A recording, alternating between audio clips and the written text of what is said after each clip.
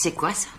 Tu es une très belle femme, Gabrielle. Mais tu n'es pas très fine. Si tu refuses de le signer, l'accord passé avec le procureur, je le fous à la poubelle. Je divorce, et là, tu recevras grosso modo 50% de ce qui reste sur notre compte. Pratiquement rien en clair. Tout a commencé il y a 2 jours. La mère de Carlos est décédée dans un accident de voiture. Mais Gabi a été choquée en voyant les funérailles, car Carlos a utilisé toutes ses économies pour construire un mausolée luxueux. Gabi était furieuse. Elle a même quitté les funérailles. Tu dépasses les bornes. Dis-toi bien que si j'ai accepté de vendre la maison, c'est parce que je croyais avoir un magnifique petit appartement. Et j'aurais même pas ça. Le soir même où Carlos devait aller en prison, il a choisi un accord de plaidoyer. C'était la seule façon pour que Gabi puisse continuer à vivre ici. Et il ne regrette pas d'avoir dépensé autant d'argent pour les funérailles. Mais Carlos avait une condition. Je veux que tu me promettes d'être là pour moi quand je sortirai. Mais c'est ridicule, chérie. J'irai nulle part. Je ne bougerai pas. Et je veux que tu me promettes d'être fidèle, de m'attendre sagement. Oui, bien sûr. Gabrielle, je ne suis pas idiot. Tu es une belle femme et je sais que tu as des besoins. Mais je suis très jaloux.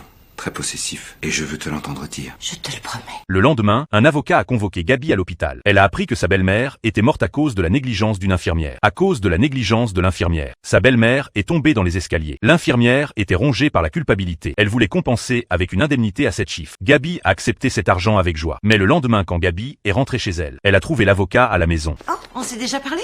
Oui, Madame Solis, on s'est déjà parlé. Tu ne te souviens plus? Carlos a dit. L'hôpital, à cause de la mort de sa mère, a proposé un règlement à 7 chiffres. Mais pourquoi lui-même n'était au courant de rien? Gabi était clairement en tort. Le lendemain, Carlos a soudainement demandé à Gabi de signer un accord postnuptial. Mais Gabi a refusé de signer. À ce moment, Carlos a ricané en disant que si elle ne signait pas, il annulerait le règlement avec l'infirmière. Et l'a averti qu'après le divorce, elle n'obtiendrait rien. Mais Gabi n'a pas reculé, car quand Carlos était en prison, il avait dit à Gabi un endroit pour qu'elle brûle les documents qui s'y trouvaient. Mais Gabi ne l'a pas fait. Elle a même examiné attentivement le contenu. Elle savait déjà que Carlos avait un compte secret aux îles Caïmans. C'est la raison pour laquelle le tribunal ne pouvait pas l'inculper. Gabi l'a menacé que s'il reparlait de l'accord postnuptial, elle révélerait cette affaire au monde entier. Et surtout, ne viens plus me gonfler.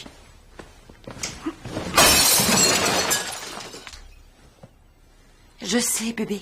C'est dur de perdre.